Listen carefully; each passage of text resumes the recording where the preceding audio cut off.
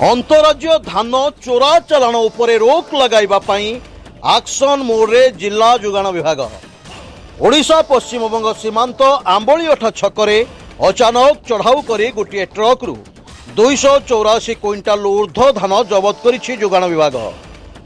पश्चिमबंग रे धान माफिया माने कम दाम रे धान किणी ओडिशा धान मंडी को बिकिबा पई मसुधा करुथिले।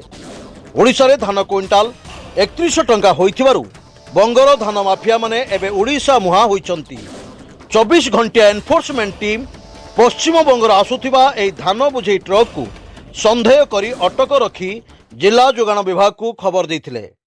खबर पाई जिला जोगाण अधिकारी अचानक चढ़ाऊ करथिले।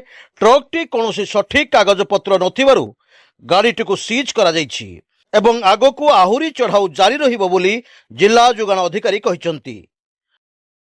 नरसिंह पंडा जिला जोगाण अधिकारी बालेश्वर। वर्तमान तो रबीर पेडी प्रोक्योरमेंट चलती मे 15 रु आरंभ होती जून 23 जाए चलो।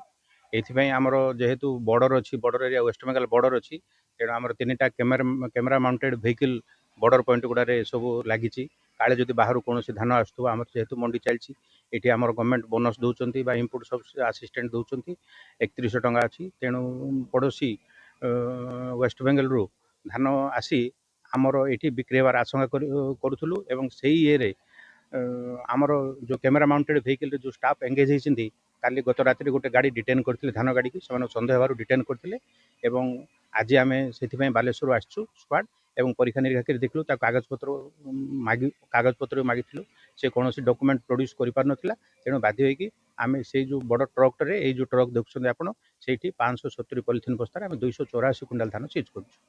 बालेश्वर जिला प्रतिनिधि ज्योतिरंजन पटायतों रिपोर्ट स्वतंत्र ओडिशा लाइव।